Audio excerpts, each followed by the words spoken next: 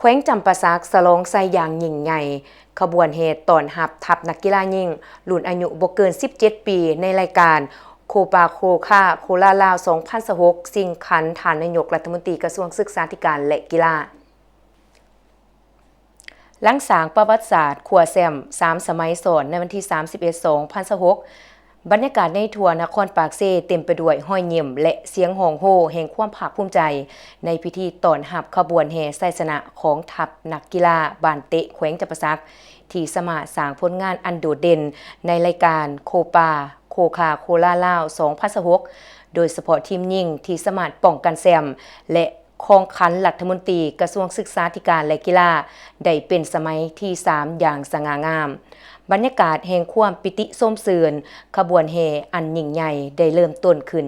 จากจุดลัก8คิวโลดแสงเจริญสายเหนือมุ่งหน้าสู่เทศบาลนครปักเซผ่านเส้นทางลักกิโลเมตรที่3หน้าโรงเรียนมัธยมสมบูรณ์โซนเผ่าก่อนจะเคลื่อนย้ายเข้าสู่ห้องว่าการแขวงจำปาสักตลอดเส้นทางมีคณะนำแขวงพนักงานทหารตำรวจครูอาจารย์นักเรียนนักศึกษาตลอดหอดพ่อค้าเช้าขายและประชาชนบรรดาเผ่า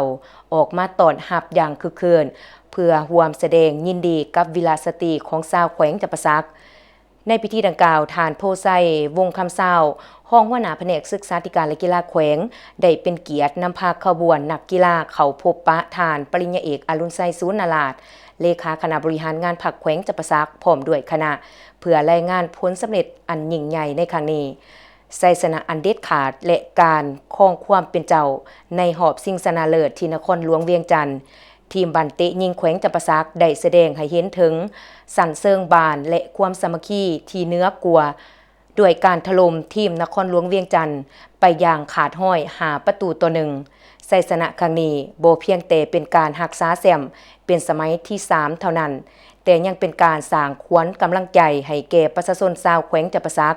ในโอกาสเฉลิมฉลองบุญปีใหม่ลาวที่จะมาถึงนี้นอกจากขันแชมป์ประเภททีมแล้วบุคลากรและนักเตะจากแขวงจำปาสักยังได้สร้างชื่อเสียงด้วยการกวดรางวัลดีเด่นในด่านต่างๆดังนี้คู่ฝึกดีเด่นนางปูนาไสยจักรนักกีฬาดีเด่นนางเหมือนฝันศิริศักดิ์ผู้ยิงประตูสูงสุดนางอนาแก้วอ่อนศรีผู้ช่วยยิงประตูดีเด่นนางน้ำทิพย์เพชรมณีวงศ์ผู้รักษาประตูดีเด่นนางวนิดาแก้วพิลาวันถึงแม้นว่าในประเภททีมชายจะต้องหยุดเส้นทางไว้เพียงหอบ8ทีมหลังจากเสียให้แขวงสารวันในการดวลจุดโทษอย่างน่าเสียดายแต่ความมุ่งมั่นและสปิริตของนักกีฬาของทุกคนแม้นได้รับการยกย่องและเป็นที่ประทับใจของแฟนบอลในทั่วประเทศไซสนะครั้งนี้เป็นการยืนยันถึงความเข้มแข็งและการพัฒนาของวงการกีฬาบ้านเตะยิงแขวงจำปาสักที่ก้าวขึ้นสู่ระดับแถวหน้าของประเทศอย่างเต็มภาคภูมิ